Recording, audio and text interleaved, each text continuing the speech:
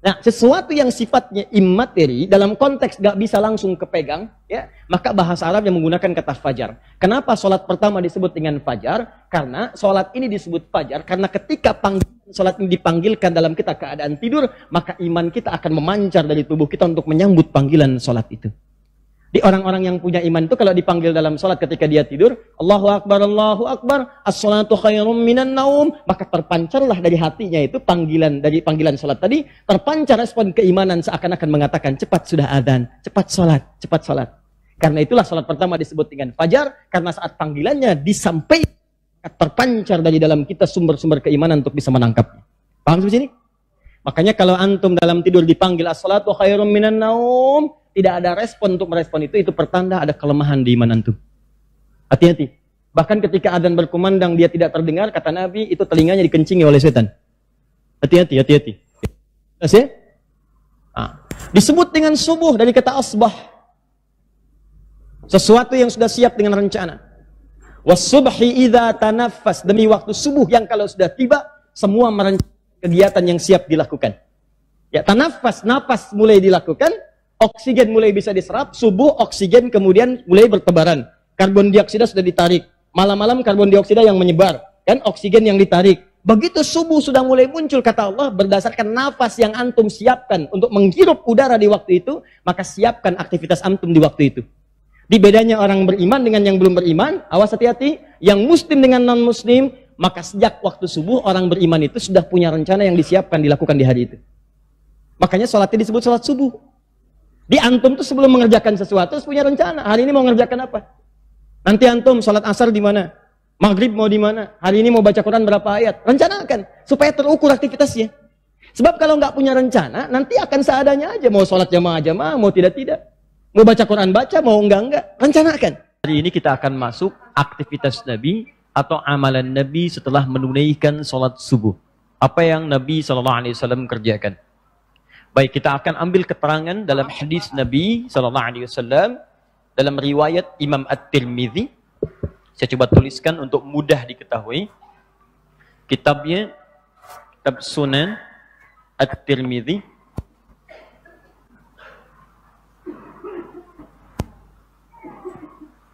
Kadang juga ada yang menyebut dengan Jami' At-Tirmidzi. Ya. Saya terangkan sedikit saja. Ya, jatuh nanti kamu. Jadi ini ada yang menyebut sunan, ada yang menyebut jami'. Ya, al-jami'. Kalau saya tuliskan dengan Arabnya seperti ini. Ya. Yang ini saya tuliskan seperti ini, misalnya Enggak nyala, Bu, yang demikian. Mbak. Kalau Anda menemukan tulisan sunan atau judul sunan misalnya terkait dengan kitab hadis, Sunan An-Nasa'i, pernah dengar? Sunan Abu Daud, ya. Nah, kitab hadis yang dituliskan berdasarkan urutan-urutan tema fikih, itu disebut sunan namanya. Jadi kalau Anda baca hadis misalnya ada bab-babnya, urutannya urutan fikih, dibuka dengan bab fikih. Misal, hadis pertama tentang taharah, kitabut taharah, ya, bagaimana cara bersuci. Setelah itu misalnya kitabus sholat, tentang sholat, kitabus zakat, tentang zakat. Kitab hadis yang disusun berdasar urutan fiqih, itu namanya sunan. Nah, ini jadi rumus cepatnya, saya terangkan lebih cepat. Kalau teman-teman membutuhkan referensi hadis terkait dengan persoalan fiqih, cepat cari kitab sunan. Anda misalnya pengen tahu cara Nabi berwudu, cara Nabi sholat, maka cara cepatnya temukan di kitab sunan. Antum cari koleksi. Ya, dan cara Anda berinteraksi ya, Anda bisa keluarkan belajar.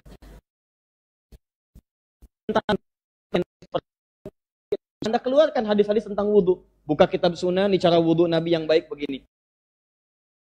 Punya peta, dalam sepekan saya belajar tentang misalnya bulan ini saya mau wudu dulu. Ya, dari mulai niat sampai dengan selesai bagian-bagian wudu. Sehingga setelah itu bisa sempurna wudu kita. Setelah itu masuk bab sholat. Ya, masa iya antum dalam sepekan misalnya nggak ada target kan? Ya, kita kan harus punya target. Bulan ini wudu saya bagus, bulan depan sholat saya paham. Maaf sekali, ini kalimat ini sering saya sampaikan. Ada sindiran halus dalam Al-Quran tapi tajam. Halus tapi tajam. Kata Al-Quran, ada isyarat di Quran surah ke-29 ayat ke-45. Ya, Quran surah ke-29 ayat 45. Al-Ankabut. Kita insya Allah hafal pertengahannya, cuma awalnya ini jarang dibaca. Kalau yang pertengahannya saya yakin hafal. Saya baru bacakan sebagian, Anda bisa teruskan. Innas sholata tanha. Tuh. Ya, saya bacakan sebagian, Anda bisa teruskan. Tapi awal ayatnya jarang dibaca. Coba apa awal ayatnya? Utslu ma uhya ilaika minal kitab wa aqimis shalah. Jadi ayat itu kalau Anda sempurnakan sampai bagian akhir, itu terdiri dari 4 bagian utama. Awalnya itu rumus cara memahami bacaan-bacaan dan gerakan sholat. Awas, kedua tentang cara menunaikannya. Yang ketiga manfaat sholatnya. Yang keempat pengaruh sholat pada kedekatan kita dengan Allah Subhanahu Wa Taala. Di awal ayatnya memberikan rumus bagaimana cara sholat yang benar. Rumusnya seperti apa? Kata Allah, utslu ma uhya ilaika minal kitab. Sebelum sholat, baca dulu, pahami dulu, pelajari dulu semua ketentuan-ketentuan sholat yang telah Allah wahyukan pada Nabi Muhammad. Ya, baca dulu. Dalam Al-Quran, Nabi diberikan oleh Allah keterangan. Nih, ya dalam Alkitab diberikan. Nanti penjelasan Al-Quran dijelaskan oleh Nabi lewat sunnah. Tapi cara Allah kemudian meminta kita belajar menggunakan kalimat utslu. Dari kata tilawah, utslu, begini. Dari kata tilawah. Kelemahannya kadang-kadang diterjemahkan ke dalam bahasa Indonesia dengan terjemahan umum. Di situ kan terjemahannya bacalah. Bacalah, baca. Padahal dalam bahasa Arab itu boleh jadi beberapa kata yang terlihat mirip padahal penekanannya berbeda. Contoh, wahyu pertama turun apa kalimatnya? Iqra. Coba cek terjemahannya Iqra. Bacalah. Kalau Iqra dan utslu punya arti yang sama, bacalah. Kenapa kalimatnya bisa berbeda? Iqra, bacalah. Utslu, bacalah. Nanti ada kitab, ya, kitabnya bagus sekali. Al-Furuq Al-Lughawiyah. Teman-teman yang tahu bahasa Arab, cari kitab ini, bisa di googling di internet, bisa gratis Anda dapatkan. Al-Furuq Al-Lughawiyah. Ya. Karya Abu Hilal Al-Askari. Namanya Abu Hilal Al-Askari. Ini bagus sekali kitabnya. Kitab ini menjelaskan kata-kata yang nampak berbeda, tapi seringkali diterjemahkan sama. Apa perbedaan penekanannya? Ternyata Masya Allah, itu hanya sekedar baca. Tidak menuntut memahami apa yang dibaca. Jadi kalau saya misalnya katakan begini, Sunan At-Tirmidzi, tapi saya tidak menuntut Anda untuk memahami apa itu Sunan, apa itu At-Tirmidzi misalnya, atau siapa beliau. Itu Iqra namanya. Tapi untuk memahami apa yang dibaca, bahkan mengamalkan apa yang telah dipahami itu, baca, pahami isinya, amalkan sesuai dengan pemahaman Anda. Maka berubah katanya dari kata Iqra jadi utslu. Akar katanya utslu itu berasal dari kata tilawah namanya. Tilawah. Iqra dari kata qiraah. Orangnya disebut qari. Pernah dengar ini? Qari Al-Quran. Pernah dengar? Pembaca Al-Quran. Bukankah kalau ada qari dia cuma sekedar baca? Baca, baca, baca, baca. Anda menyimak kan? Nah, tapi kalau sudah tilawah itu bukan sekedar baca. Baca, pahami, amalkan isinya. Karena itu seringkali dari sejak dulu kalau ada misalnya acara entah formal atau umum sifatnya, kalau ada orang yang baca Al-Quran, di sampingnya kan suka ada yang menerjemahkan supaya kita paham. Siapa namanya? Tuh, Sari Tilawah kan? Coba lihat tilawahnya muncul kan? Sari Tilawah. Barangkali yang menerjemahkan dulu namanya Bu Sari. Ya, makanya disebut Sari Tilawah. Nah, coba kalau Adi, pasti Adi Tilawah gitu kan? Nah, Sari Tilawah itu kata sarinya sebenarnya nggak ada, bukan bahasa Arab. Tilawahnya, cuman orang kita kadang menambahkan sesuatu untuk menjadikan seperti sempurna bacaannya. Jelas ya? Jadi asalnya tilawah, cuma barangkali yang pertama menerjemahkannya siapa? Bu Sari. Jadi Sari. Nah, poin saya mau katakan, lihat kata Al-Quran, kalau Anda mau bagus sholatnya, mau sempurna, maka sebelum sholat tuh pakai kata utslu, kata perintah. Dari kata tilawah, baca dulu. Hari ini, ya maaf, sudah ribuan kali ruku, sujud, berapa persen Anda paham bacaan dalam sholat? Jangan-jangan ruku nggak ngerti yang dibaca. Sujud nggak paham yang diungkapkan. Berdoa tapi nggak ngerti apa yang dibacakan dalam doanya. Bagaimana Anda bisa khusyuk kalau nggak ngerti yang dikerjakan? Makanya orang dulu itu saking pahamnya bacaan sholat, baru takbir saja, itu sudah gemeteran tangannya. Sahabat Abu Bakar itu sahabat Nabi, mertua Nabi, orang paling dekat dengan Nabi dalam kehidupannya. Di alam kubur di samping Nabi, di surga bersama Nabi. Anda tahu, begitu beliau kemudian takbir, saking pahamnya bacaan Allahu Akbar, itu sampai gemetar tangannya. Dan takut, mengalir air matanya. Ketika ditanya lima hakata, kenapa Anda sampai begitu? Kata beliau, saya takut lisan saya mengucapkan Allahu Akbar, maaf, tapi dalam pikiran saya masih merasa besar dalam kehidupan. Ya, dianggap yang paling hebat, yang paling khusyuk. Anda kan mengatakan Allah yang maha besar, tapi Anda kadang-kadang merasa besar sendiri dalam hidup. Suami merasa hebat dibandingkan istri atau sebaliknya. Teman-teman merasa lebih hebat dibandingkan dengan kawannya, merasa lebih baik dibandingkan tetangganya. Ustadz merasa lebih berilmu dibanding ustadz lainnya. Lisannya mengucapkan Allahu Akbar, tapi perilakunya justru mengagungkan dirinya. Itu takut Abu Bakar. Itulah yang dimaksud dengan tilawah. Nah, Anda kalau ingin belajar tentang masalah-masalah ini sampai dengan tuntas, cari kitab Sunan. Ya. Nah, kitab Jami' itu lebih umum. Jadi tuntunan Nabi Sallallahu Alaihi Wasallam terkait dengan masalah-masalah kehidupan yang kompleks, sifatnya masih luas, tidak terurut dengan masalah-masalah fikih, itu disebut dengan Jami' namanya. Ya, himpunan petunjuk yang sifatnya masih luas. Misal, kitabnya Imam At-Tirmidzi disebut dengan Jami', tapi ada satu kitab yang populer di kita, kitabnya Imam Al-Bukhari, yang kita kenal dengan Sahih Al-Bukhari. Nah, Sahih Al-Bukhari itu masuk kategori kitab Jami'. Makanya nama aslinya bukan Sahih Al-Bukhari. Nama aslinya Al-Jami' As-Sahih Al-Musnad Al-Mukhtasar min umuri Rasulillah sallallahu alaihi wasallam wa sunanihi wa ayyamihi. Itu nama aslinya. Ulangi. Nah, karena panjang kita singkat Sahih Al-Bukhari. Tapi asalnya bukan Sahih Al-Bukhari, Al-Jami' As-Sahih. Jami' kitab panduan umum kehidupan, As-Sahih isinya sahih semua. Al-Musnad bersumber dari Nabi referensinya. Al-Mukhtasar isinya langsung petunjuk Nabi, nggak bertele-tele, cuman sedikit keterangannya yang ditambahkan Al-Bukhari untuk menjelaskan. Min umuri Rasulillah sallallahu alaihi wasallam, di sini terdapat semua aktivitas Nabi SAW secara umum. Wasunanihi, dan sunnah-sunnah yang bisa diikuti, wa ayyamihi, dan kegiatan hariannya. Nabi mengerjakan apa selama 24 jam? Maka dibagi ke dalam 97 pembahasan, 97 kitab. Ada tentang iman, ada tentang ilmu, ada tentang rumah tangga, ada tentang bisnis, kitabut tijarah, bagaimana cara dagang ala Nabi, ya, yang tiba-tiba Anda berniaga, nggak pernah kembali modal, selalu kembali untung. Ya, buka ini. Ada kitabul imarah, bab tentang pemerintahan. Anda mungkin di birokrasi, ada yang di diplomasi. Ayo, ada semua tuntunannya. Ada kitab orang sakit, kalau sedang sakit apa amalannya, dari sakit ringan sampai sakit berat ada. Nah, makanya cara berinteraksinya dengan kitab Jami, apa yang teman-teman butuhkan sesuai dengan subjek pekerjaan Anda misalnya, atau apa yang sedang Anda kerjakan, keluarkan tuntunannya. Anda nggak harus baca semua, karena nggak semua itu Anda kerjakan. Kan di situ banyak, ada 97 pembahasan. Ini ada teman-teman yang muda-muda mungkin yang sedang belajar. Kenapa Anda nggak keluarkan kitabul ilmi, tuntunan menuntut ilmu dari Nabi? Di situ ada tuntunan bagaimana cepat kita bisa memahami sesuatu, cepat hafal, sulit lupa. Bahkan nanti ada level yang kelima. Ya, orang-orang sekarang membagi kepada 4 bagian daya ingat. Cepat ingat, lambat lupa. 1. Yang kedua, cepat ingat, cepat lupa. 3, lambat ingat, lambat lupa. 4, ini agak susah. Maaf ya, maaf sekali. Lambat ingat, cepat lupa. Kalau udah kita terangkan tuh hampir 2 jam. Ya, ingat? Belum. Minta penjelasan lagi. 15 menit baru ingat. Begitu selesai, lupa. Nah, ada yang kelima. Ini yang tidak mudah. Dan ini menghasilkan orang-orang hebat. Dari masa lalu sampai dengan kekinian. Adalah orang yang, maaf, cepat ingat, sulit lupa. Jadi mau lupa aja susah, bukan mau ingat. Mau lupa susah.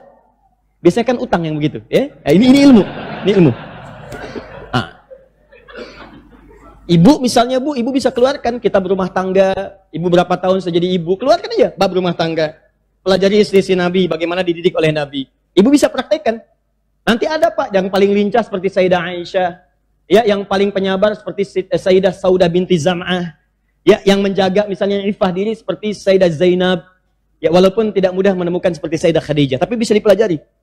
Ya, antum yang di pekerjaan misalnya dunia usaha, keluarkan kitabut tijarah. Ya, sesuai keperluan antum aja. Setelah itu turunkan hadisnya, pelajari pelan-pelan, terapkan dalam kehidupan. Demi Allah saya katakan akan terjadi perbedaan dalam aktivitas kehidupan antum. Akan berbeda. Begitu caranya. Ayo pergi ke toko kitab, beli. Ya, toko buku yang ada terjemahannya. Mulai hari ini, antum petakan. Saya profesinya apa? Di rumah tangga, saya sebagai seorang anak, cari hadis-hadis tentang anak. Saya sebagai seorang suami, keluarkan tuntunannya. Maka kalau Anda keluarkan tuntunan itu, kalau orang dulu saja dari jahiliyah, orang paling buruk bisa berubah total, menjadi khairu ummah, yang terbaik di zamannya, maka demi Allah saya katakan, kita yang bukan jahiliyah, pasti lebih baik daripada dulu-dulu yang pernah kemudian mengalami perubahan. Yakin itu ya? Nah, sekarang, saya terangkan dulu. Jadi At-Tirmidzi punya kitab. Kitabnya sekaligus disebut dengan Jami dan Sunan. Ya, jadi ada yang menyebut Jami At-Tirmidzi, ada yang menyebut Sunan At-Tirmidzi. Disebut Jami karena isinya memang komprehensif, bahasanya luas. Luas bahasanya. Mencakup A, B, C, D, dan seterusnya seperti Al-Bukhari, seperti Sahih Muslim. Cuma disebut juga Sunan karena urutannya disusun berdasarkan urutan fikih. Ya, jadi ada urutan fikihnya. Kalau Sunan yang fikih.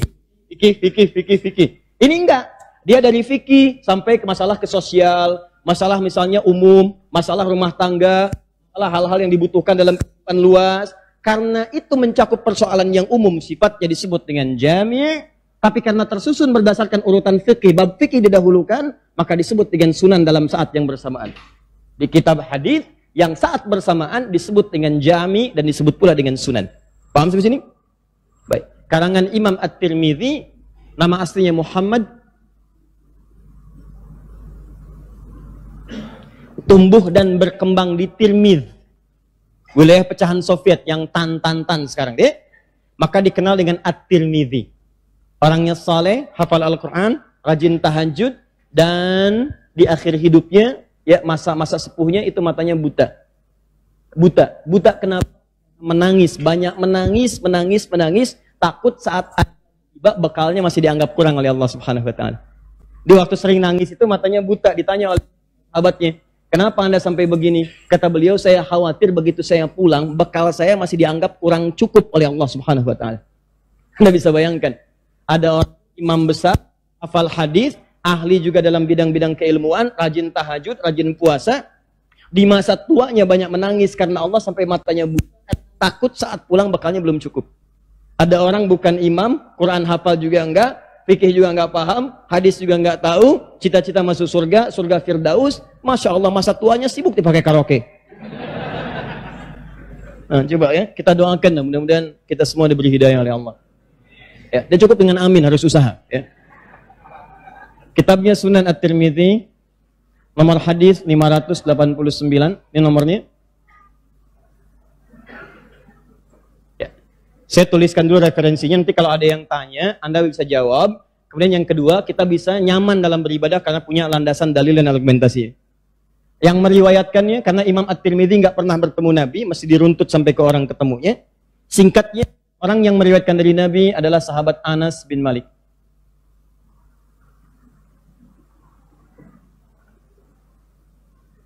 Saya bahas pelan-pelan supaya kita paham. Jadi di ilmu hadis itu, kalau bahas hadis jangan langsung ke isinya. Ya, karena insya Allah setiap runtutan informasinya itu mengandung referensi dan inspirasi bagi kita semua. Yang meriwayatkannya dari Nabi adalah seorang bernama Anas bin Malik. Bin itu anak laki-laki, singkatan dari Ibnun. Anak laki-laki berarti Anas, anak laki-lakinya Malik. Malik menikah dengan Malikah. Nah, jadi Malik ini suaminya Malikah. Malikah ibunya Anas. Saat tumbuh, Malik meninggal dunia. Ya, Malik meninggal, tinggal Malikah, single parent, Bu. Tapi Malikah berpikir begini, wah ini kalau saya misalnya didik anak, bagaimana anak ini menjadi baik, dekat dengan Nabi, maka beliau punya pikiran cerdas, titipkan anak itu ke Nabi. Maka didatangilah rumah Nabi, mengatakan, "Ya Rasulullah, saya punya anak ini cekatan, mohon angkat jadi pembantu Anda." Luar biasa. Panjang sebetulnya kisahnya secara singkat. Secara singkat, itu ada persaingan di kalangan sahabat supaya anak-anaknya tumbuh jadi ulama. Maka Abbas ya membiasakan anaknya datang ke majelis Nabi, didoakan oleh Nabi.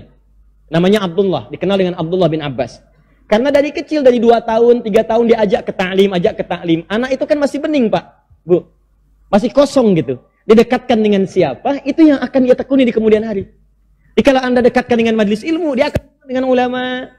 Ya silahkan, Bu, kelihatannya main, Pak, main jalan ini, tapi dia menangkap tuh materinya. Dan dia senang dengan suasana itu, dia akan terbiasa. Anda dekatkan dengan tobotnya, dunianya tobot. Tobot X, tobot W, tobot Y, tobot Z, ya. Ya, Robokar Poli, Embers, Heli, dia bisa itu. Kalau Anda dekatkan dengan apapun itu nempel di keadaan dirinya, di karakter. Maka Abdullah kecil ditempatkan di majlis Nabi, maka cinta dengan Nabi. Sehingga dalam merangkaknya dia belajar, dalam larinya dia belajar. Nabi wafat, usia anak ini masih 13 tahun. Ya, bapaknya hafal 200 hadis, yang anaknya hafal 2000 hadis. Nah, Abbas itu paman nabinya pengusaha, Pak, pebisnis. Dia beliau punya pikiran begini, saya berbisnis, anak saya mesti jadi ulama. Saya dalam sepekan nggak setiap waktu bisa ikut ta'lim Nabi, maka beliau siapkan sebagian waktunya untuk mencari akhirat. Datang ke majelis Nabi, dapat infak dari situ, zakat dari situ, sedekah dari situ, ya. Tapi anaknya disiapkan, mesti ada anak saya satu lebih daripada saya. Begitu cara berpikirnya begitu, dari isyarat Al-Quran.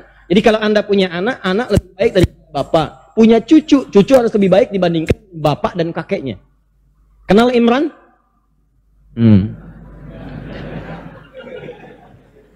Imran menikah dengan Hannah, ya kan? Dari pernikahan itu melahirkan Maryam. Baik ya, saya tanya, Maryam dengan ibunya Hannah, lebih solehah, lebih baik mana? Dua-duanya bagus, baik. Tapi kalau kita lihat keutamaannya, lebih solehah mana? Maryam atau Hannah? Maryam. Indikasinya sederhana. Ya, Maryam namanya disebutkan dalam Al-Quran, bahkan satu surah Maryam. Tidak pernah kita temukan surah Hannah. Ya, tapi ibunya mulia, cuma anaknya lebih bagus. Ibunya Hannah bisa mengandung, melahirkan, menikah dulu dengan Imran. Maryam tanpa disentuh siapapun bisa mengandung, bisa melahirkan dengan izin Allah. Pilihan yang terbaik. Kemudian dari Maryam melahirkan Isa alaihi salam. Maryam Nabi bukan? Rasul bukan? Bukan. Isa Nabi bukan? Nabi. Rasul bukan? Rasul. Perhatikan, Hannah punya anak Maryam lebih bagus dibandingkan bapak ibunya. Bagaimana orang tuanya mendidik Maryam jadi lebih baik dibandingkan bapak ibunya. Ya, itu ada di Quran surah 3 ayat 35 sampai 37. Lalu Maryam melahirkan Isa. Isa itu nabi dan rasul, lebih daripada ibunya dan kakek neneknya. Di Anda mesti begitu, Pak, Bu. Karena tantangan anak dan cucu kita di masa depan beda dengan tantangan kita sekarang. Pekerjaan lurah sekarang, barangkali 10 tahun kemarin pekerjaan bupati, sekarang turun. Di tantangan anak kita di masa depan lebih daripada kita sekarang. Makanya siapkan mereka lebih baik daripada kita. Anda belum hafal Quran, anak Anda hafal. Anda belum bisa bahasa Arab, anak Anda bisa. Ya, ibu sebelum lancar, cucunya harus lancar. Bagaimana caranya supaya setiap anak kita itu lebih baik daripada kita sebelumnya. Maka Umar melihat kebiasaan Abbas titipkan anak. Umar berpikir, anak saya sebelum masuk ke majlis ilmu, ke taklimnya Nabi, dia masih tahu kebiasaan Nabi sejak berangkat dari rumahnya. Maka Umar membuat rumah di depan rumah Nabi. Yang sekarang ada Raudhah. Ya, di depannya itu arah ke Awali, ke Suk Awali, tempat Nabi Al-Hasan dan Al-Husain membeli susu. Ya, jadi kotaknya begini. Ini Raudhah. Yang belum haji atau umrah disegerakan insya Allah ya, bisa berangkat. Ya, nabung bukan cuma amin. Ini mimbar Nabi, ini kamar Nabi, sini hujrah. Antara hujrah dengan ini ada Raudhah di sini. Singkatnya ini Raudhah lah wilayahnya. Nah, ini yang karpet merah, ini awal masjid pertama. Makanya di luar karpet merah itu nanti ada area terbuka yang sudah pernah ke sana. Area terbuka, terus di atas yang karpet ini ada tembok tulisannya, ada ayat Al-Quran, tulis masjid pertama bangun. Ya. Ini hujrahnya.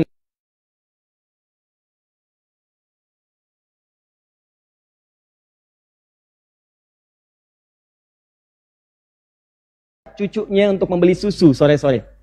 Berangkat Al-Hasan dan Al-Husain. Umar bikin rumah di sini kurang lebih. Bikin satu kamar. Kamarnya ini adalah kamar anaknya bernama Abdullah yang bisa ngintip-ngintip langsung ke rumah Nabi. Maksudnya kalau Nabi keluar dari rumahnya untuk berangkat misalnya ke majlis ilmu atau ke yang lainnya, ke tempat lain, itu bisa kelihatan dari sini. Jadi kalau anaknya Abbas nunggu di majlisnya Nabi, anaknya Umar bisa langsung ngelihat di rumah bagaimana Nabi keluar dari pintu rumahnya. Bagaimana jalannya, bagaimana nengoknya. Perhatikan bagaimana Umar membuat visi yang luar biasa. Jadi kalau anaknya Abbas hafal 200 hadis, anaknya Umar 2000 hadis, Abdullah bin Abbas hafal 2000 hadis. Anaknya Umar, Abdullah bin Umar hafal 2800 hadis. Plus yang ini. Malikah lebih dahsyat. Abdullah bin Abbas nitipkan anaknya di majlis Nabi. Anaknya Umar ngintip-ngintip ke rumah Nabi. Anak saya masuk ke rumah Nabi. Maka dia bawa anaknya Anas ke dalam Nabi. Dia katakan pada beliau sallallahu alaihi wasallam, maaf sebagai pembantu Anda.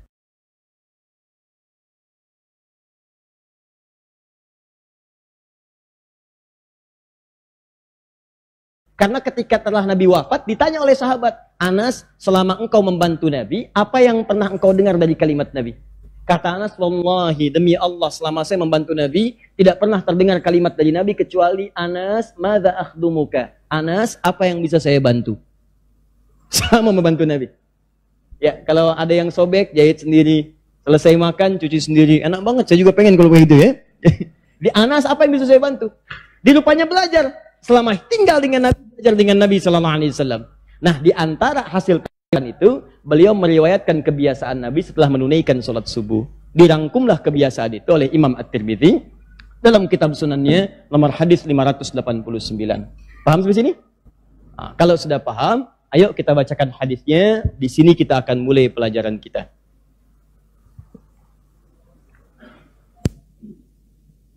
Bismillah. Yang saya kisahkan tadi tolong ditangkap ya. Maksud saya, coba orang banyak keterbatasan dari dulu. Ya, perangkatnya nggak seperti sekarang. Mobil misalnya belum ada, sepeda belum ada, motor belum ada, Google apalagi, handphone nggak ada sama sekali. Tapi mereka semangat untuk bisa mendidik anaknya lebih baik. Antum kan fasilitas banyak sekarang. Di rumah bisa membuat misalnya murotal, bikin murotal, style murotal, anak-anak dengarkan Quran kan bisa dikerjakan. Ya kenapa nggak mulai seperti itu gitu? Perangkatnya banyak dan single parent pun nggak usah khawatir. Kalaupun misalnya suami tidak ada, ya kan? Atau ditinggal wafat ayahnya, banyak yang seperti itu. Imam Asy-Syafi'i jadi, padahal ditinggal wafat ayahnya. Imam Al-Bukhari wafat ayahnya, usia 2 tahun ayahnya wafat, 4 tahun matanya buta, ibunya yang berjuang sampai berdoa kepada Allah. Kata medis, kata dokter nggak mungkin sembuh. Tapi doa ibu itu luar biasa. Begitu berdoa sampai tertidur, begitu bangun dari tidur, bermimpi dalam tidurnya kedatangan Nabi Ibrahim, dikatakan anakmu akan sembuh. Begitu bangun, anaknya langsung bangkit dari tempat tidur mengatakan, Ma, saya bisa lihat lagi sekarang. Itu silahkan berjuang, insya Allah. Apa yang Anda niatkan itu yang insya Allah permudah. Ya. Yuk kita mulai. Haddatsana qala Rasulullah sallallahu alaihi wasallam dari Anas bin Malik, semoga Allah meridai kepada beliau menyampaikan Rasulullah sallallahu alaihi wasallam pernah bersabda, perhatikan kalimatnya, Man shallal ghadata fi jama'atin. Man shallal ghadata fi jama'atin. Thumma qa'ada yadhkurullaha. Ada riwayat lain, thumma yaq'udu yadhkurullaha. Thumma shalla rak'ataini hina tatlu'u syamsu. Fakana alaihi ka ajri hajjin wa umratin. Tamatun. Paham? Belum saya jelaskan. Ya Allah, bismillah. Yuk kita mulai ya, pelan-pelan. Antum fokus saja biar saya yang hapus ya. Nggak apa. Bismillah. Biar cepat. Bismillah. Saya tadi dengar pengumuman. Siapa saja yang dekat papan tulis, ya mohon bisa bantu untuk menghapus. Dan saya orang paling dekat dengan papan tulis. Ya kalau bisa kerjakan sendiri, kenapa merepotkan orang lain, ya? Baik. Bismillah. Yuk lihat, fokus baik-baik. Saya tuliskan hadisnya. Man shalla, saya akan bahas per huruf ya atau per kalimat. Man shalla al-ghadat fi jama'atin.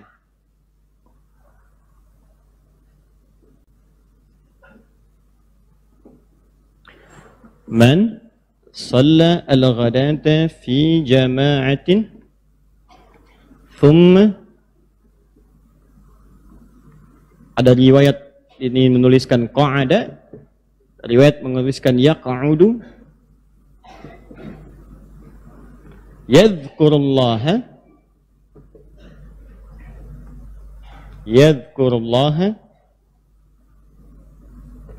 thumma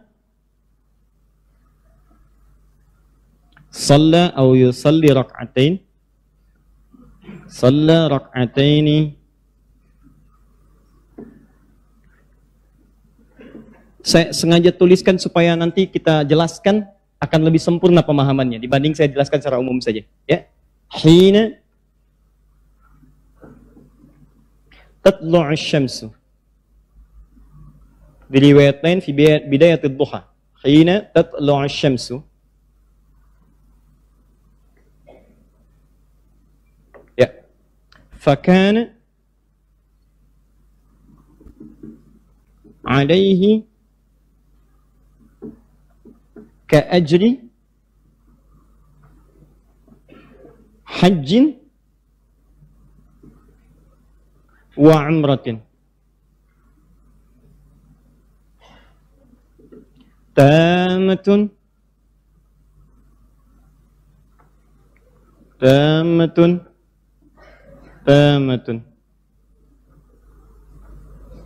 tiga kali disebutkan. Ya. Kalau bisa hafalkan ini ya. Ya, pahami. Kalaupun tak hafal, yang penting maknanya kita pahami dengan baik. Ya, paling gampang hafalkan akhirnya. Tamat gitu ya. Ya, bismillah. Ya, kita lihat pelan-pelan. Bagi Anda yang tersambung, bisa dimanapun Anda berada, insya Allah Anda bisa tangkap secara langsung, screenshot dari hadisnya, kita pelajari dengan baik insya Allah. Yuk, kita mulai pelan-pelan ya. Fokus ini. Man shallal ghadat. Man. Yang ini.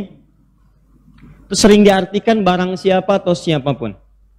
Dalam gramatikal bahasa Arab, di ilmu Nahwu, man itu disebut ismun mausul.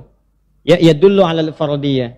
Huruf yang menunjuk kadang ke subjek atau objek, tapi menunjuk secara personal ke setiap orang. Jadi bisa berlaku untuk laki-laki misalnya, untuk perempuan, mau besar, mau kecil, mau tua, mau muda, yang menunjuk kepada personalnya. Jadi setiap orangnya, nggak bisa diwakili oleh orang yang lain. Ya, jadi ada yang menunjuk kepada setiap orangnya, ada yang menunjuk ke banyak orang. Kalau nunjuknya banyak orang, semua misalnya dicakup oleh keseluruhan, maka itu disebut dengan bahasa Arabnya alladzina namanya. Alladzina. Jadi kalau sudah alladzina, itu sudah nggak bicara laki-laki, perempuan, tua, muda, semua dimasukin semuanya di situ. Dicakup keseluruhannya. Makanya banyak ayat Quran ketika memanggil kita untuk melakukan sesuatu, menggunakan kata alladzina. Ya ayyuhalladzina amanu, ya ayyuhalladzina amanu. Itu panggilan semua bagi yang punya iman. Dimasukkan keseluruhannya ke situ. Ya, jadi semuanya masuk dalam konteks itu. Disebutkan 1080 kali dalam Al-Quran. Alladzina. Tapi kalau sudah man, maka ini sifatnya personal. Setiap orangnya. Jadi seakan-akan Nabi menawarkan, nih bagi siapapun.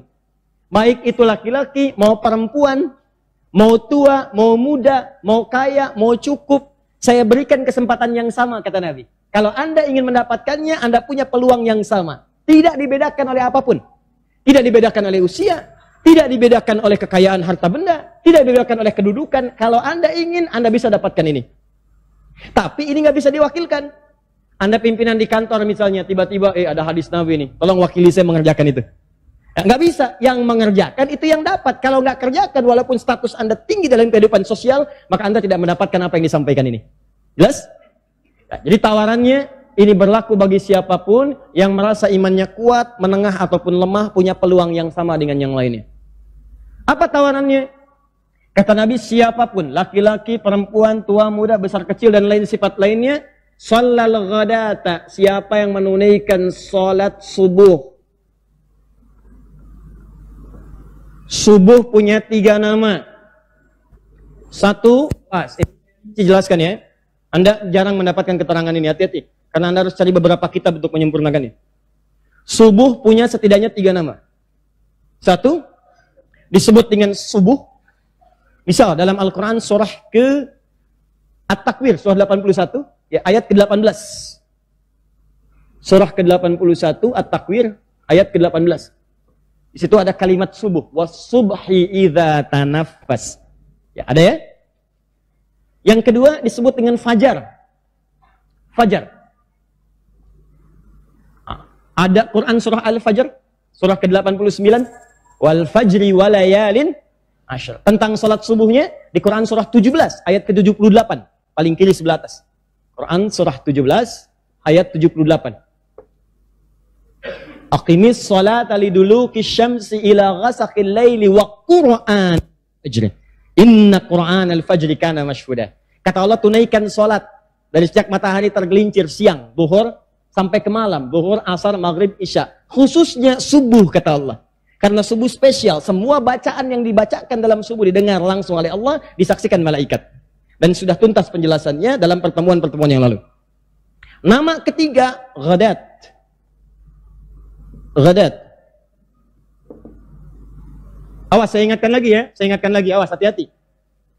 Kalau disebutkan fajar, saya pernah terangkan di pertemuan yang lalu, fajar itu nggak pernah disebutkan dalam Al-Quran, kecuali menunjuk pada pancaran dalam diri yang merespon sesuatu yang positif. Satu pancaran yang menunjukkan sesuatu yang positif. Kalau sifatnya materi disebut infajar namanya, infajara. Dalilnya Quran surah kedua Al-Baqarah ayat ke-60. Ya, umatnya Nabi Musa minta ke Nabi Musa, ya Musa alaihissalam, mintakan kepada Rabb kita Allah supaya Allah memberikan kita mata air, supaya kita nggak rebutan. Maka ketika mereka minta sumber air, Musa bermohon kepada Allah. Diabadikan di Quran surah kedua ayat ke-60, paling kanan sebelah atas di Musa.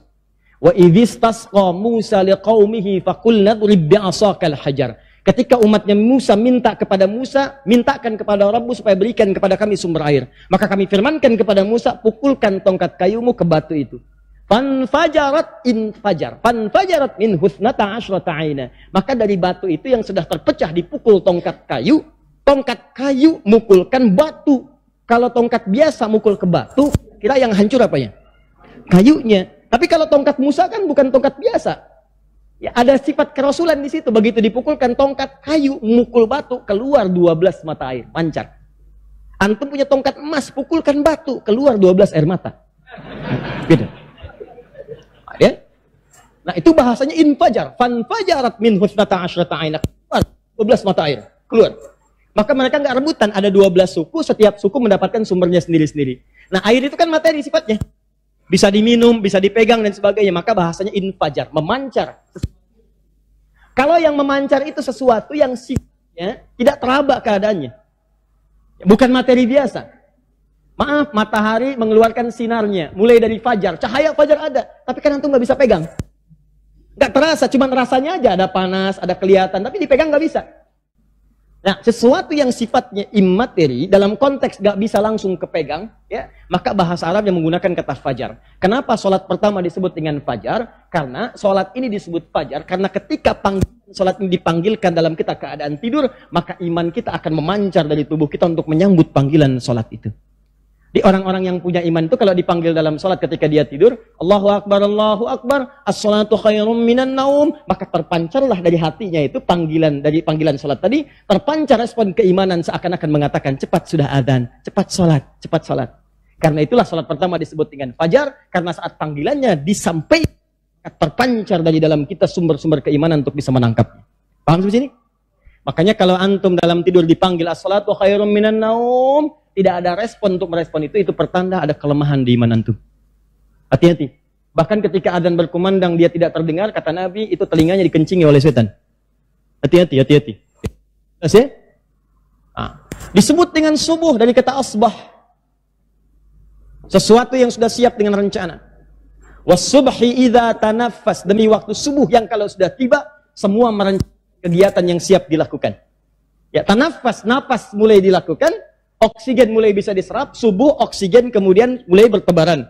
Karbon dioksida sudah ditarik. Malam-malam karbon dioksida yang menyebar. Dan oksigen yang ditarik. Begitu subuh sudah mulai muncul, kata Allah, berdasarkan nafas yang antum siapkan untuk menghirup udara di waktu itu, maka siapkan aktivitas antum di waktu itu. Di bedanya orang beriman dengan yang belum beriman, awas hati-hati, yang muslim dengan non-muslim, maka sejak waktu subuh orang beriman itu sudah punya rencana yang disiapkan dilakukan di hari itu. Makanya sholatnya disebut sholat subuh. Di antum tuh sebelum mengerjakan sesuatu punya rencana. Hari ini mau mengerjakan apa? Nanti antum sholat asar di mana? Maghrib mau di mana? Hari ini mau baca Quran berapa ayat? Rencanakan supaya terukur aktivitasnya. Sebab kalau nggak punya rencana, nanti akan seadanya aja. Mau sholat jamaah, mau tidak. Mau baca Quran baca, mau enggak. Rencanakan. Begitu sudah antum siapkan, eksekusi itu. Sebelum dieksekusi menghadap kepada Allah supaya dimudahkan oleh Allah rencana antum di hari itu. Itulah sebabnya kenapa sholat itu disebut dengan sholat subuh. Nanti ada kaitannya kalau sudah masuk ke pembahasan malam. Jadi kalau sudah malam itu Nabi biasanya mengevaluasi aktivitas hariannya. Ini yang dikerjakan hari ini, kemudian yang kurang-kurang Nabi istighfar 70 sampai 100 kali. Besoknya disiapkan. Ya fa idza faragta fansab. Kalau sudah selesai yang sekarang, besok rencanakan.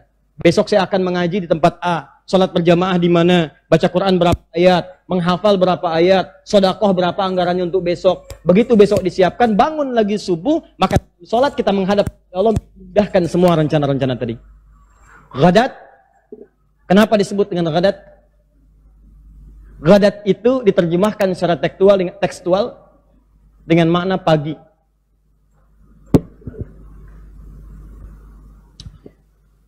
Tapi asal katanya, kata ghadat ini, dia punya kemiripan dengan kata ghada, yang berarti sesuatu yang punya banyak manfaat dan energi.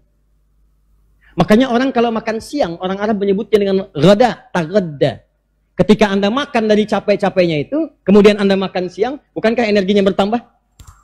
Bukankah lebih kuat lagi? Maka sholat ini kenapa disebut dengan sholat ghadat? Karena sholat subuh itu banyak hadis menyebutkan ini sumber-sumber energi positif dalam sholat subuh. Keluar dari rumah berangkat ke masjid dalam subuh membuat tubuh Anda lebih sehat. Energi terkumpul lagi. Spiritual Anda lebih kuat. Makanya Nabi mengatakan orang yang menunaikan sholat subuh tepat pada waktunya, maka dia berpeluang mendapatkan keberkahan lebih daripada yang lainnya. Ya. Al-barakatu fi bukuriha. Banyak keberkahan pada awal waktunya. Maka teman-teman sekalian, kata dalam hadis ini, Nabi memperkenalkan nama yang ketiga. Tidak menyebutkan man sholat subha, tidak menyebutkan man sholal fajr, tapi menyebutkan man sholal ghadat. Karena kata subuh sudah diterangkan dalam Al-Quran, kata fajar sudah ada dalam Al-Quran, maka kata ghadat disebutkan oleh Nabi SAW. Seakan-akan ingin mengatakan, hei, ayo cepat berangkat subuh, jangan terlambat, tunaikan di masjid, kerjakan berjamaah. Karena ketika Anda mengerjakan sholat di awal waktu, akan Anda dapatkan energi-energi positif dan waktu-waktu yang lainnya. Itu maksudnya. Jelas ya? Kalau nggak percaya, rencanakan besok subuh, antum akan subuhan di mana? Kalau bisa keluar jamaah di masjid. Antum akan temukan, akan ada sesuatu yang beda dengan hari-hari sebelumnya. Pasti akan lain. Nah, apa kaitan dengan amalan Nabi di sini? Teruskan. Man shallal ghadat fi jama'atin. Siapa yang menunaikan sholat subuh. Awas hati-hati. Di awal pagi, menuju pagi. Di situ banyak energi didapatkan. Fi jama'atin. Syaratnya mesti berjamaah. Syarat pertama. Tolong dikotaki. Syarat pertama, satu, ditunaikan dengan berjamaah. Jadi kalaupun salat subuh tapi nggak berjamaah, maka antum tidak akan mendapatkan kemuliaan yang disebutkan dalam hadis ini. Ya, pelan-pelan ya. Siapa yang menunaikan salat subuh fi jama'atin dengan cara berjamaah? Kata Syekh Mukhtar Asy-Shinqiti, karena kalimat yang menunjukkan makna jamaah, maka jamaah dalam hadis-hadis Nabi itu punya dua arti. Satu, jamaah kalau disebutkan dalam sholat mengandung arti ditunaikan di masjid. Jadi kalau ada kata berjamaah, di antara makna yang pertama tunaikan di mana? Masjid. Maka ada yang mengartikan hadis ini dengan mengatakan siapa yang menunaikan sholat subuh di masjid. Karena umumnya kalau orang ke masjid pasti pengen jamaah. Jelas ya? Baik. Ada yang mengartikan, lihat. Karena ini sifatnya umum, tidak pakai alif lam. Kalau tidak pakai alif lam disebut dengan nakirah. Nakirah itu masih umum. Sifat jamaah apa saja. Mau di masjid, mau di jalan, mau di kantor, mau di tempat-tempat lain. Umumnya yang dikerjakan dengan berjamaah. Kata Syekh Mukhtar Asy-Shinqiti, juga dengan imam-imam yang lainnya, yang sangat populer, mereka mengatakan, di sini ada dua pemahaman dari para ulama. Yang pertama menyebutkan siapa yang menunaikan sholat subuh di masjid dalam perkataan jamaah ini. Yang kedua mengatakan tidak hanya dikhususkan di masjid. Bagi yang tak mampu ke masjid pun karena ada uzur syar'i. Karena ada alasan yang dibenarkan oleh syariat. Ya, misal perempuan yang nggak bisa ke masjid. Laki-laki dalam perjalanan nggak mungkin ke masjid, ya? Atau misalnya kondisi tertentu yang susah ke masjid. Dokter sedang tindakan, ya kan? Bahkan sebelumnya tiba-tiba sholat zuhur dengan asar. Ya, dia jamak misalnya. Ya karena khawatir begitu tindakannya cukup lama. Operasi dari jam 1 misalnya sampai dengan ke jam 5. Bisa-bisa ke setengah 6. Asar sudah mepet, disiapkan maghrib datang. Maka dari itu ditunaikan di jamak sifat itu boleh. Ya, boleh. Kalau ke masjid lagi jadi berbahaya. Jantung sudah dibuka perutnya, kelihatan jantungnya. Asar berkumandang, Allahu Akbar, Allahu Akbar. maaf ya, saya ke masjid dulu. Panggilan Allah sudah tiba, ditinggalkan, mati pasien. Maka yang ini sifatnya jamaah secara umum. Yang kedua, satu, diartikan masjid. Yang kedua, berjamaah secara umum. Ibu sedang tidak bisa ke masjid. Di sisi tertentu misalnya, ada anak yang harus dijaga. Masjidnya nggak ada saf untuk perempuan, atau di jalan tidak aman dari fitnah. 3 syarat ini. 1, maaf, perempuan boleh menunaikan sholatnya di rumah, atau dia tidak ke masjid. 1 di antara 3 syarat ini muncul. 1, ada yang harus ditunaikan jadi kewajiban perempuan di rumah. Seperti anak misalnya harus diberikan ASI atau dijaga. Yang kedua, di jalan tidak aman dari fitnah. Ya, di jalan berpotensi diganggu orang misalnya, atau tidak aman dari fitnah yang ada di sekitaran. Yang ketiga, di masjidnya tidak ada tempat khusus untuk perempuan. Maka ini dibolehkan perempuan sholat di rumah. Kalau ada 3-tiganya terpenuhi baik keseluruhannya, misal di rumah sudah bisa aman, di jalan nyaman, di masjid ada space-nya, maka sama dengan laki-laki, boleh keutamaan ke masjid itu ditunaikan. Seperti zaman Nabi, setelah masjidnya sudah bagus, sudah agak cukup luas, banyak perempuan menunaikan sholat ke masjid, termasuk subuh. Tapi kalau nggak mampu, ibu bisa tunaikan di rumah. Awas, hati-hati. Antum teman-teman sedang dinas misalnya, dinasnya di tempatnya masjid. Maka ambil pemahaman yang kedua, ini sepakat ulama, ambil pemahaman yang kedua, sholat yang dimaksudkan nanti di sini adalah sholat subuh yang penting tunaikan berjamaah, walaupun tidak ke masjid karena udzur syar'i. Jelas? Awas, Bu, tolong Bu ya Pak, dibiasakan, walaupun misalnya nggak bisa ke masjid, di rumah ya berjamaah lah. Ini saya tuh suka agak kesal ya, kesalnya begini, rumah tuh mewah, luas, kamar banyak, di rumah ada 4 kamar, yang tinggal di antum, anak 2 misalnya, kan? Maaf, asisten rumah tangga 1 orang misalnya. Berarti sudah ada 5 orang. Kenapa ketika sholat masing-masing? Suami di kamar A, istri di kamar B, ya, anak-anak kamar C, yang bantu di kamar yang lain. Kenapa nggak kumpul satu titik di situ untuk sholat berjamaah? Kan pahalanya lebih banyak. Nah, apa tulisan hadis ini? Fokus. Siapa yang bisa sholat subuh berjamaah, bisa ke masjid, gak bisa ke masjid, tunaikan berjamaah. Umma qa'ada aw yaq'udu yadhkurullah. Setelah menunaikan sholat itu, dia tidak langsung bangun. Maksudnya tidak langsung meninggalkan masjid, atau tidak meninggalkan area sholatnya, tapi dia kemudian berzikir kepada Allah subhanahu wa ta'ala. Jadi ini kebiasaan Nabi, pasca sholat subuh, Nabi nggak langsung meninggalkan masjid, tapi mengerjakan satu amalan dulu. Apa amalan itu? 1, setelah selesai sholat subuh, Nabi membiasakan zikir dulu. Tahan, pelan-pelan. Nanti saya terangkan apa zikir yang dimaksudkan. Yang kedua, thumma shalla rak'ataini hina tatlu'u syamsu. Selama zikir itu, tiba-tiba matahari mulai naik, terbit, dan lewat dari terbitnya itu sampai bayangan jadi 1 tombak, diukur. Ya, tempat terbitnya disebut dengan masyrik namanya, masyrik. Saya pelan-pelan. Maaf, saya lambatkan sedikit supaya mudah dipahami. Nabi kalau salat subuh melakukan apa? Zikir. Nah, Nabi berzikir itu sampai matahari lewat sedikit dari tempat terbitnya. Tempat terbitnya disebut masyrik. Jadi kalau ini tempat terbit misalnya, disebut masyrik. Ya, tempat terbenamnya disebut maghrib. Quran surah kedua ayat 115, paling kiri pertengahan. Walillahil masyriqu wal maghrib. Ya, Allah yang memiliki tempat terbit dan terbenam matahari. Kalau matahari ini sudah lewat dari tempat terbitnya, sedikit lewat, sampai bayangannya 1 tombak.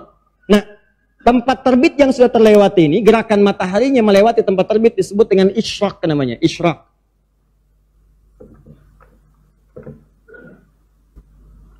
Kalau posisi dari lewat tempat terbit itu sudah memunculkan bayangan 1 tombak, jadi kalau antum misalnya nanam tombak di luar, ya di waktu pagi bayangannya sudah sama tuh dengan tombak itu, maka itu disebut dengan syuruk namanya. Syuruk. Syuruk ini adalah awal dari waktu duha. Syuruk adalah awal dari waktu duha. Baik, saya perlambat supaya mudah paham. Lihat sini. Nabi setelah salat subuh berjamaah atau ditunaikan di masjid, tak mampu ke masjid karena udzur syar'i, tunaikan dengan berjamaah, yang penting jamaah. Beliau kemudian duduk berzikir kepada Allah.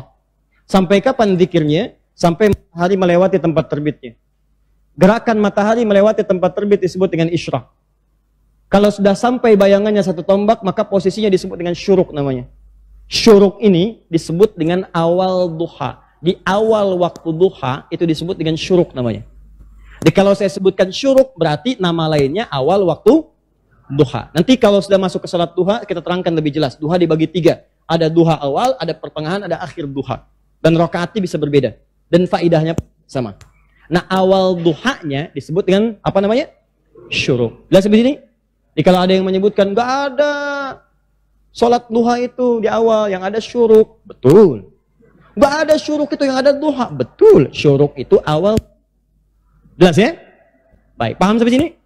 Nah, ketika sampai ke waktu syuruk, ke awal duha ini, maka lihat baik-baik, tsumma shalla rak'ataini. Salatlah kemudian 2 rakaat. Lihat urutannya. Salat berjamaah subuh. Setelah itu zikir sampai waktu syuruk, awal duha. Setelah tiba waktu syuruk, maka tunaikan salat berapa rakaat? 2 rakaat. Aktivitas Nabi, tunaikan salat 2 rakaat. Kalau Anda bisa mengerjakan itu, perhatikan pahalanya kata Nabi, fakana alaihi ka ajri hajjin wa umratin. Maka orang yang bisa mengerjakan ibadah seperti ini, dia akan mendapatkan pahala senilai haji dan umrah sekaligus. Hadisnya sahih. Tamatun, tamatun, tamatun. Kata Nabi, saya nggak bercanda, ini sempurna, sempurna, sempurna. Awas, jangan dipahami sudah haji, bukan. Dapat pahala senilai haji, bukan haji. Jangan salah kesimpulan, pulang dari sini kata Ustadz Adi, gak usah haji. Salat suruk aja, senilai haji dan umrah. Oh, jangan salah kesimpulan, senilai haji dan umrah. Tapi tidak sama dengan haji dan umrah. Ada yang lain. Haji itu pahalanya apa? Al-hajjul mabruru laisa lahul jazaa illal jannah. Haji mabrur itu kalau benar hajinya nggak ada pahala setimpal kecuali surga. Di perjuangan ibadah haji itu mengantarkan dia ke surga karena pulang haji itu jadi lebih baik daripada sebelumnya. Makanya disebut haji mabrur dari kata birrun. Haji mabrur itu bukan haji yang diterima, dari kata birrun. Birrun itu kebaikan yang sudah menghilangkan sifat buruk sebelumnya. Di sebelum haji misalnya, maaf kalimatnya kotor. Saat haji istighfar, makanya dilempari itu jumroh. Lempar, begitu hilang, pulang kotornya hilang. Jadi lebih baik kata-katanya. Sebelum haji senang marah-marah, pulang haji biasanya saat haji itu keluar marah-marah, orang nggak salah dimarahin, gitu kan? Ya orang tawaf dicela, gitu kan? Terus Ka'bah juga kadang-kadang dicela. Kenapa sih Ka'bahnya cuma 1, gitu kan? Jadi ribut di sini, misalkan keluar tuh karena nggak paham. Nanti setelah wukuf, merenung, lempar, nangis, pulang, jadi sabar. Nah, keburukan yang sudah hilang berganti dengan sifat baik itu disebut birrun namanya. Birrun. Kalau sifat birrun melekat pada diri seseorang dan jadi berubah jadi perilaku, maka disebut mabrur namanya. Makanya muncul kemudian bahasa haji mabrur, haji yang bisa merubah perilaku orang itu dari sebelumnya kurang baik menjadi lebih baik. Jelas di sini? Makanya kalau orang pulang haji, orang-orang Arab memanggil begini, Pak Haji, untuk mengingatkan Anda sudah haji, jangan sampai kotor lagi. Dosa Anda sudah diampuni. Surga itu di depan mata. Kenapa? Karena yang buruk sudah ditobati. Tobat hilang. Tinggal yang baik. Jaga yang baik ini. Dosa sudah diampuni. Sayang kalau kembali pada yang kotor lagi. Makanya kalau ke imigrasi tiba-tiba antum marah, koper belum datang. Mana koper? Orang Arab mengatakan, ya Pak Haji. Di haji itu bukan benar. Maksudnya ngingetin, Pak, Bapak ini habis haji. Jangan marah-marah. Udah dapat surga ditukar lagi. Maka diingetin. Jadi haji itu bukan gelar, tapi ingatan. Jadi kalau Anda ada yang menyebut Pak Haji, Bu Haji, itu sebetulnya mengingatkan, hei, Anda sudah haji, jangan maksiat lagi. Karena tidak ada ibadah yang melahirkan gelar. Kalau ibadah melahirkan gelar, banyak gelarnya kita. Ya, SHI, Salat Haji Infak. Nah, ini sama. Kenapa syuruk bisa disebut senilai haji dan umrah? Karena nggak mudah mengerjakan syuruk.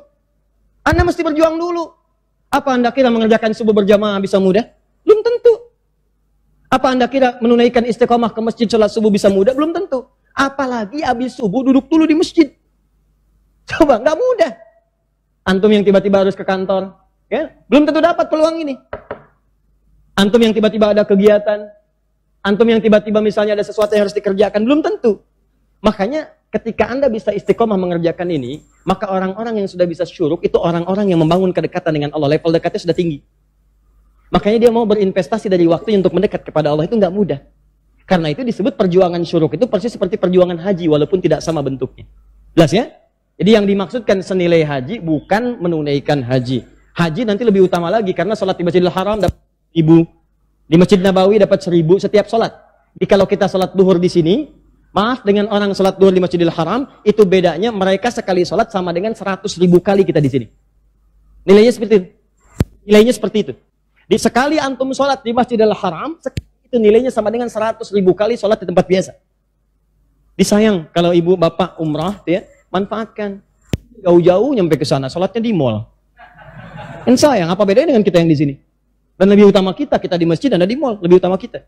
Paham ya?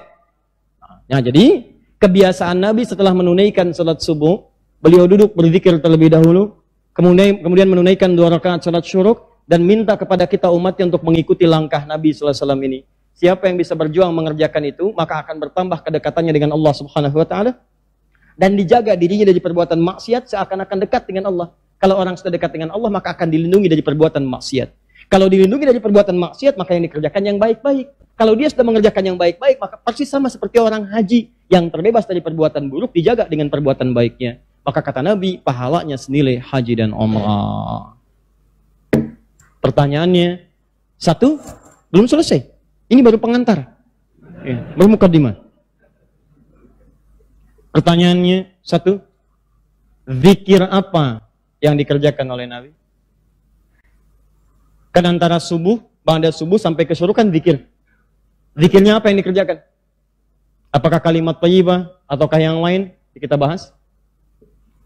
Yang kedua, selesai sholat kemudian duduk. Apakah duduknya di tempat dia sholat?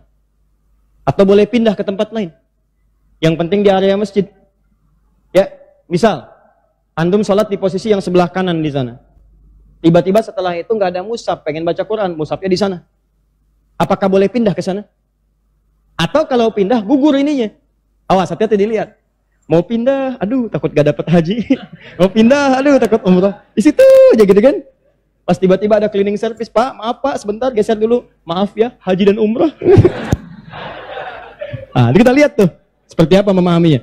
Karena ada yang menafsirkan gak boleh pindah di situ, gitu. Ya, nanti kita lihat apakah benar harus di situ saja atau boleh berpindah. Kalau boleh berpindah, apa dalilnya? Kalau memahami di situ saja, bagaimana keadaannya? Paham?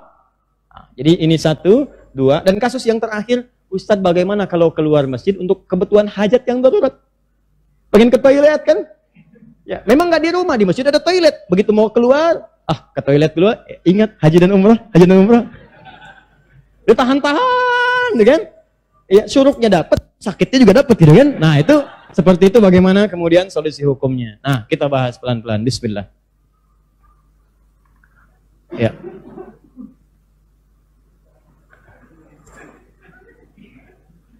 Ya, mudah-mudahan yang menghapus dapat senilai haji dan umrah. Cuman saya nggak ada hadisnya. Insyaallah khair. Bismillah. Yuk. 1, zikir. Apa yang dikerjakan oleh Nabi Sallallahu Alaihi Wasallam setelah menunaikan sholat subuh yang dimaksudkan. Teman-teman sekalian, secara umum kalimat hadis Nabi itu tidak menunjuk kepada zikir khusus, tapi mengisyaratkan semua jenis zikir. Jadi zikir apa saja yang disebut dengan zikir, maka itu boleh diamalkan. Hanya pertanyaannya, apa itu zikir dan apa saja jenisnya? Jadi kalau kita ingin mengamalkannya, kita mengetahui ragam dari zikir yang dimaksudkan. Dan di antara itu semua, apa yang sering dilakukan oleh Nabi dari ragam-ragam zikir ini? Zikir adalah segala aktivitas yang mampu mendekatkan seorang hamba dengan Allah Subhanahu wa Ta'ala. Saya ulang, segala aktivitas yang mampu mendekatkan dan atau mengingatkan seorang hamba dengan Allah Subhanahu wa Ta'ala.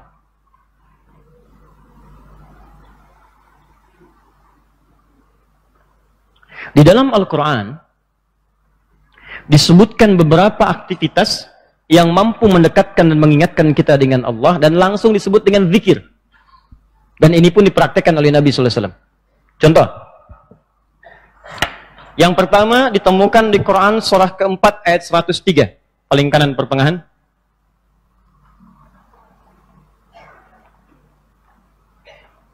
فَإِذَا قَضَيْتُمُ الصَّلَاةَ فَاذْكُرُوا اللَّهَ قِيَامًا وَقُعُودًا وَعَلَى جُنُوبِكُمْ.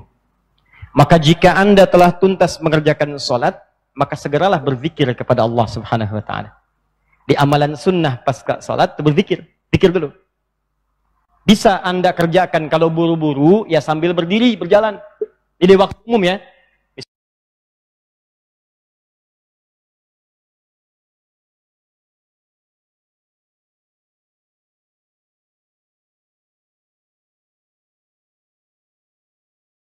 Misalnya ini Anda sudah sholat zuhur nih, harus ke kantor, ya dikejar-kejar langsung berangkat lagi. Tapi kan Anda buru-buru keluar pun kan tidak mengganggu Anda untuk mengucapkan kalimat-kalimat zikir. Misalnya apa? Nabi mengamalkan pasca sholat hadis riwayat Muslim, nomor hadis 571. Hadis riwayat Muslim. Nomor hadis 571. Setiap selesai sholat Nabi mengatakan, perhatikan kalimatnya, Astaghfirullah, Astaghfirullah, Astaghfirullah. Allahumma antas salam, minkas salam, tabarakta ya dzal jalali wal ikram. Apa Anda nggak bisa sambil keluar mengucapkan astagfirullah, astagfirullah, astagfirullah? Ini kata Al-Quran, sesibuk apapun Anda, begitu selesai sholat apa nggak bisa sambil jalan astagfirullah, astagfirullah, astagfirullah. Daripada Anda keluar membicarakan sesuatu yang tidak penting. Bahkan nggak berkata apa-apa, jalan aja. Mendingan pakai zikir kan? Astagfirullah, astagfirullah, astagfirullah. Allahumma antas salam, minkas salam, tabarakta ya dzal jalali wal ikram. Hadis Muslim, nomor hadis 573. La ilaha illallah wahdahu la syarika lah. Lahul mulku wa lahul hamdu wa huwa ala kulli syai'in qadir. Ya, kalau Anda misalnya nggak terlampau sibuk, silahkan sambil duduk. Konteks tadi setelah selesai menunaikan salat subuh, antum pengen berzikir dulu, maka jenis zikir yang pertama adalah mengucapkan kalimat-kalimat thayyibah. Kalimat thayyibah.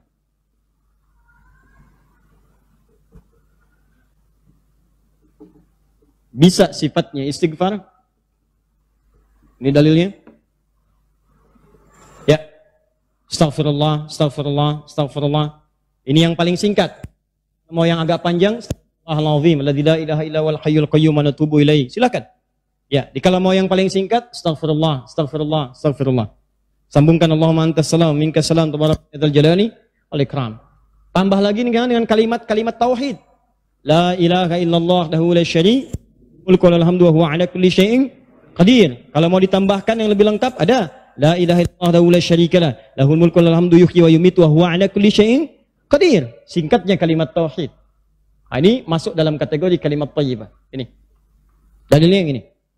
Hadis Muslim, hadis 573. Diboleh selesai menunaikan salat subuh, salam ke kanan dan ke kiri, antum mulai berzikir dengan kalimat thayyibah. Astaghfirullahaladzim, astaghfirullahaladzim. Atau kalau mau singkat astagfirullah, astagfirullah, astagfirullah. Kan? Baik, teman-teman, ingat baik-baik ya. Karena zikir itu definisinya segala aktivitas yang membuat kita dekat dan ingat kepada Allah. Jadi ketika mengucapkan kalimat ini bukan sekedar diucapkan di lisan. Kalau cuma diucapkan jangankan antum. Anak-anak antum yang 5 tahun, 4 tahun belum balik pun bisa. Apa bedanya bacaan mereka? Sambil ingat Allah. Sambil diingat. Astagfirullah. Apa artinya astagfirullah? Ampuni saya minta ampun. Ya, istighfar. Istighfar itu istighfar. Gini. Istighfar. Gini. Lihat sini fokus. Istighfar itu dari kata ghafara asalnya. Ghafara itu disandingkan dalam Al-Quran dengan kata dzanaba dzambun. Dzanaba dzambun.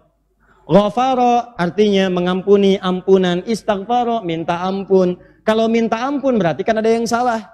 Ya kan? Ada dosa yang dilakukan, dosanya disebut dengan dzambun. Sifat Allah yang mengampuni disebut Ghafir. Ghafir. Muncul surat ke-40 namanya surat Ghafir. Baca ayat yang ketiga, kata Ghafir disandingkan dengan dzambun. Ghafiriz dzambi wa qabilit taubi. Allah punya sifat Ghafir. Ghafir pemilik ghafar, ampunan. Allah mengampuni orang berbuat dosa. Kalau Anda pengen minta ampun, ucapkan astagfirullah. Istighfar itu permohonannya. Istighfar permohonan ampun, ucapannya astagfirullah. Ampunannya ghafara ghufran, yang punya ampunan ghafir. Kata Allah, saya ghafir. Quran surah 40 ayat 3. Ghafiridz dzambi, minta ampun hei yang punya dosa, minta ampun kepada saya. Ketika engkau minta, saya akan ampuni. Saya tanya pada antum, siapa yang enggak punya dosa? Yuk angkat tangan. Ayo enggak usah malu, angkat aja, saya pulang. Jadi kalau enggak punya dosa bersih kan? Nah, kalau Anda merasa banyak dosa, diberi peluang habis sholat, istighfar. Makanya ketika istighfar, jangan cuma diucapkan, coba rasakan punya dosa apa sampai hari itu, dosa apa.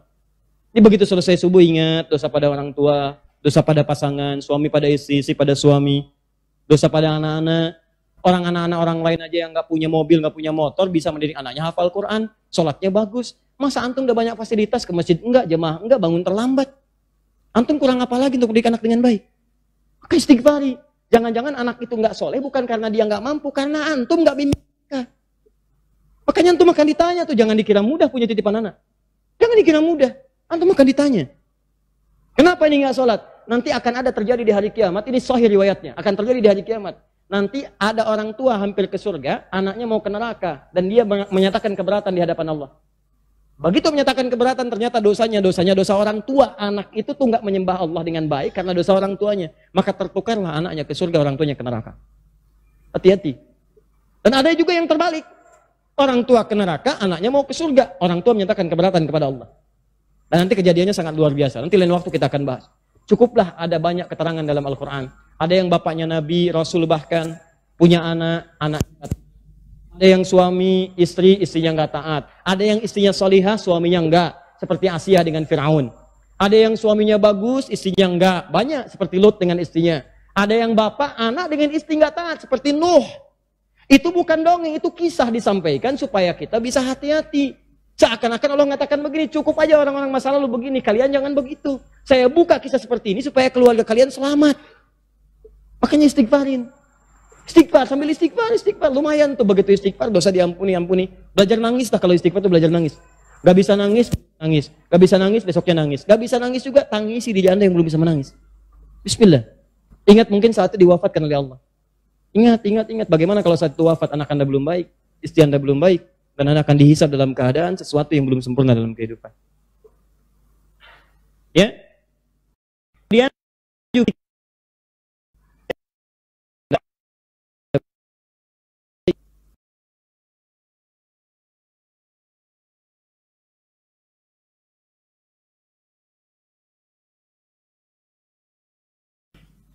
Inna nahnu nazzalna dzikra wa inna lahu lahafizun. Sungguh kami turunkan Al-Quran sebagai zikir, kata Allah.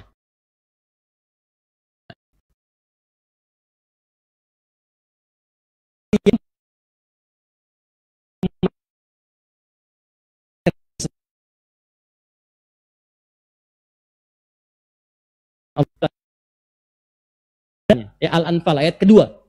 Kata Allah, innamal mu'minuna alladzina idza dzukirallah, zikir. Idza dzukirallahu wajilat qulubuhum. Orang-orang yang imannya bagus itu baru dengar nama Allah disebut getaran dalam jiwanya. Makanya kalau pengen ngecek iman, sedang dekat tidak dengan Allah, gampang. Setiap hari Allah perdengarkan namanya 5 kali dalam sehari. Ketika namanya disebutkan itu, antum ada nggak getaran dalam jiwanya? 5 kali dalam sehari. Subuh, zuhur, asar, maghrib, isya. Allahu Akbar, Allahu Akbar. Bukankah nama Allah? Dikala antum sedang dengar suara adzan, itu nama Allah diperdengarkan. Ada getaran nggak di hatinya? Ya, yang imannya hebat itu belum diperdengarkan, dia udah siap-siap. Sebenarnya adzan zuhurnya itu jam 12:08. Kok bisa jam 11 udah siap-siap? Padang mandi dulu, wudu dengan sempurna, berangkat ke masjid. Itu tandanya imannya luar biasa. Ada orang yang saat dipanggil baru ingat, Allahu Akbar, Allahu Akbar. Ya Allah, sudah masuk zuhur, siap-siap. Imannya standar. Standar. Itu yang biasa. Begitu dipanggil, ingat. Ada orang yang sama, Allahu Akbar, Allahu Akbar. Ya Allah, sudah adzan, baru adzan, belum qomat. Itu iman bermasalah. Imannya lemah bermasalah. Nah, coba tes. Kalau antum bagus, alhamdulillah, tapi lihat keluarga. Lihat anak-anak. Kadang-kadang ada anaknya yang nggak bersama antum, sedang kuliah, sedang di luar, sedang macam-macam. Coba cek, ingetin sholatnya. Jangan sampai berpisah lah. Ya, sampai berpisah. Saya mau tanya begini. Maaf ya, maaf. Antum mana sedang tidur. Sedang tidur nih. Tiba-tiba ada kebakaran. Terus yang paling menarik dibangun. Nah, keluar ada kebakaran. Anak itu santai tidur aja. Ma, kebakaran. Tidur. Dia susah dibangunin. Pertanyaan saya, apakah Anda akan membiarkan anak Anda terlalap api dengan kebakaran pada saat itu? Atau Anda akan seret dia keluar? Karena khawatir api bisa menyentuhnya. Pilih, Anda diamkan atau Anda seret? Anda seret. Saya cuma mau kasih tahu aja ya. Maka itu lebih dahsyat daripada api kebakaran yang akan meruntuhkan rumah Anda. Kalau Anda merasa takut anak Anda terkena api dalam kebakaran itu, Anda harus lebih merasa takut anak Anda dihancurkan oleh api neraka sedangkan Anda bisa melihatnya. Maka coba pikirkan hal demikian. Jadi begitu Anda melihat anak itu, mohon maaf ya, susah bangun, coba bangunkan dia. Rasakan bagaimana saat itu kemudian ada hukuman-hukuman Allah akan menanti dirinya. Bismillah. Ya, doakan dulu malamnya, doakan, minta sama Allah supaya anak diberikan hidayah, dikuatkan, diberikan kebaikan. Ya sayanglah, ini anak-anak coba lihat ada yang dibawa ke taklim. Bagaimana kalau di akhirat berpisah dengan mereka? Ya, itu teman-teman. Ya, wa idza tuliyat alaihim ayatuhu, kalau dibacakan kepada ayat-ayat Allah, zadathum imana wa ala rabbihim yatawakkalun. Maka yang hebat, jangankan baca, kalau dibacakan kepada mereka ayat-ayat Allah, dengar Al-Quran, bertambah imannya dan merasa lebih dekat dengan Allah. Makanya kalau orang baca Al-Quran, itu hubungan dengan Allah semakin dekat. Karena itu, hubungan yang dekat dengan Allah, langsung ingat Allah disebut dengan zikir. Karena itu kata Allah, saya turun Al-Quran. Ya, antara fungsinya untuk zikir. Jadi kalau Anda ba'da salat subuh misalnya, sudah astagfirullah, istighfar, syuruk belum muncul. Mushaf. Ya, baca.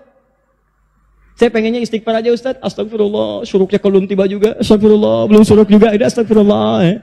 Iya. Ambil mushaf, baca. Pahala lebih banyak. Setiap hurufnya 10 kebaikan. Ya, 10 kebaikan. Ramadan nanti tambah jadi 100.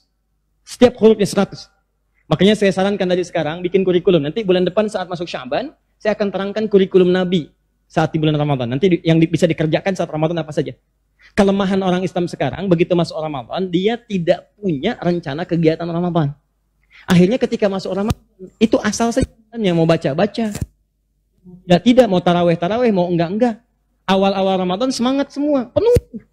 Lihat pertengahan kemajuan, maju sapnya, maju, hilang. Teruskan. 3.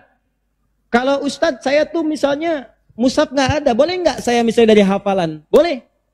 Karena menghafal Quran itu bagian dari zikir. Bahkan keutamaan menghafal Quran itu 4 kali lebih mulia, lebih utama dibandingkan sekadar baca. Itu ditemukan di Quran surah ke-54. Quran surah ke-54, 4 kali, ayat 17, ayat 22, ayat 32, dan ayat ke-40. 17, 22, 32, dan 40. Yang ini menghafal. Atau mengulang hafalan. Misal, Nabi begitu selesai salat, sudah berzikir kalimat thayyibah, maka beliau biasa membaca, teman-teman, itu 4 surah utama. Pertama, yang surah kedua Al-Baqarah ayat 255, dikenal dengan ayat kursi. Allahu la ilaha illa huwal hayyul qayyum, la ta'khudhuhu sinatun wa la naum. Seterusnya sampai selesai. Setelah itu membaca Al-Ikhlas, qul huwallahu ahad. Setelah itu membaca Al-Falaq, qul a'udzu birabbil falaq. Setelah itu membaca An-Nas, qul a'udzu birabbin nas. Kalau Anda ingin memilih seperti bacaan Nabi, boleh. 4 ini dibaca. Ayat kursi, Al-Ikhlas, Al-Falaq, An-Nas. Kalau Anda ingin mengulang-ulang hafalan Anda, juz amma misalnya boleh. Baca misalnya, amma yatasaalun an-naba. Atau saya mulai dari ad-duha, boleh. Wad-duha, wal-laili idza saja. Terus baca. Sambil menunggu syuruk, sambil mengulang-ulang hafalan. Sah. Zikir. Teruskan, ada juga bentuknya doa. Doa, bagian dari zikir. Doa. Dari mana taunya Ustaz? Quran surah ke-7 ayat 205. Praktek nabinya bagaimana Ustaz? Hadis riwayat Ibnu Majah. Nomor hadis 925. Di saat Anda berdoa, itu Anda sedang berzikir. Ya, makanya kan ketika Anda berdoa, Anda merasa lebih dekat dengan Allah kan? Ya, merasa nyambung gitu. Ya, perhatikan kalimatnya. Ketika Anda berdoa disebutnya zikir. Wadhkur rabbaka darru'an wa khifatan wa dunal jahri minal qaul. Kata Allah, kalau Anda sedang punya masalah, ada persoalan, jangan mengeluh. Jangan mengeluh, apalagi bikin status, nggak menyelesaikan masalah. Gak masalah bikin status. Dia tidak seperti yang aku kira. Selesai juga enggak. Terus nungguin komentar, itu paling kasihan tuh, nungguin itu. Aduh, kasihan, belum ada yang komen. Ya, udah 2 jam baru muncul. Kenapa Jeng? Gitu kan? Baru dijawab. Iya ya, gelisah hati ini. Muncul lagi komen yang lain. Duh, nggak nyangka ya, nyangka. Capek, nggak selesai. Masalah selesai? Tidak, cuma nambah masalah aja. Kata Allah, kalau punya masalah, tenangkan hati, berdoa, sebut nama Allah. Itu lebih memberikan ketenangan. Zikir itu selain mendekatkan kita pada Allah, zikir itu membuat hati lebih tenang. Tenang. Makanya ketika Allah menyebutkan fungsi zikir di Quran surat 13 ayat ke-28. Allah sampaikan begini, ala bidzikrillahi tatma'innul qulub. Kamu mesti yakin, kata Allah, dengan berzikir kepada Allah, hati kamu akan tenang. Makanya kalau sedang punya persoalan, bawa ke zikir. Ambil wudhu, baca Quran. Begitu antum baca Quran, walaupun solusi belum tiba, hati lebih tenang. Dan lebih objektif, kalau orang tenang itu dapetin solusinya gampang gitu, tenang. Solusi mudah dicari. Tapi kalau antum gelisah, walaupun ada solusi, nggak akan sempurna nanti masalah diselesaikan. Paham ya? Di doa, itu bagian dari zikir. Di antara doa yang dibacakan oleh Nabi, itu setiap selesai sholat, itu ada kalimat singkat tapi padat. Allahumma inni atau inna. Kalau inni untuk sendiri, kalau inna untuk banyak. Allahumma inni as'aluka ilman nafi'a wa rizqan thayyiba wa amalan mutaqabbala. Ya Allah, hamba mohon kepadamu, anugerahkan hamba pengetahuan yang bermanfaat. Pengetahuan yang bermanfaat itu pengetahuan yang bisa meningkatkan wawasan dan menguatkan iman. Itu rumusnya di Quran surah 58 ayat ke-11. Jadi kalau teman-teman ngaji dengan siapapun, ustadz manapun, di tempat manapun, ukurannya 2. Wawasannya bertambah enggak? Awas hati-hati, kalau ngaji tapi wawasan enggak bertambah, itu ada sesuatu yang salah di pengajian nih. Ngaji cuman ketawa aja gitu kan? Tapi enggak jelas dapatnya apa. Yang paling aneh ngaji, yang dicari-cari jin, ya kan? Atau apa, itu paling aneh itu. Apa yang didapatkan? Terus nambah hari ini sholat, ngaji ke pengajian sholat, dapat tambahan wawasan. Oh begini cara takbir yang baik. Bisa sejajar dengan bahu, bisa sejajar dengan daun telinga, ya kakinya terbuka selebar bahu, badannya tegap. Jadi begitu antum praktekan, punya tambahan wawasan, kepake dalam ibadah. Oh begini cara sujud yang sempurna. Jadi itulah yang disebut dengan teman-teman ilmu yang baik. Yang kedua, imannya meningkat, lebih dekat dengan Allah. Jadi kalau antum ngaji dimanapun, di antara cirinya wawasannya luas, tapi keimanan pun bertambah. Karena ada orang yang belajar Islam Pak, cuman keimanannya makin berkurang. Itu yang paling aneh tuh orang-orang liberal. Belajar Islam ke Eropa. Belajar Islam ke Amerika. Pulang-pulang konslet. Betul ya, semua agama sama. Menuju Tuhan yang sama. Cuman caranya beda-beda. Ente ini aneh belajar Islam pada orang yang bukan Islam. Belajar sholat pada orang yang tidak sholat. Ya bagaimana bisa mendapatkan nilai-nilai sholat dalam kehidupan? Makanya pulang-pulang pada aneh. Hargailah hak LGBT. Banyak akhirnya jadi penyakit akhirnya gitu kan. Nah, dan kita doakan dengan baik, arahkan pada yang baik. Jadi kalau ada yang kurang-kurang tuh kita doakan. Ya buang dulu celaan-celaan. Yang kalau mau dicela itu perbuatannya, bukan orangnya. Celak perbuatannya, kemudian doakan kepada yang lebih baik. Karena boleh jadi dia bisa berubah dalam kebaikan. Paham sampai sini? Jadi demikian teman-teman sekalian. Ya, doa isi. Kemudian di situ awas hati-hati ya, 2 ya cirinya ya. 1 imannya menguat, 2 wawasan bertambah.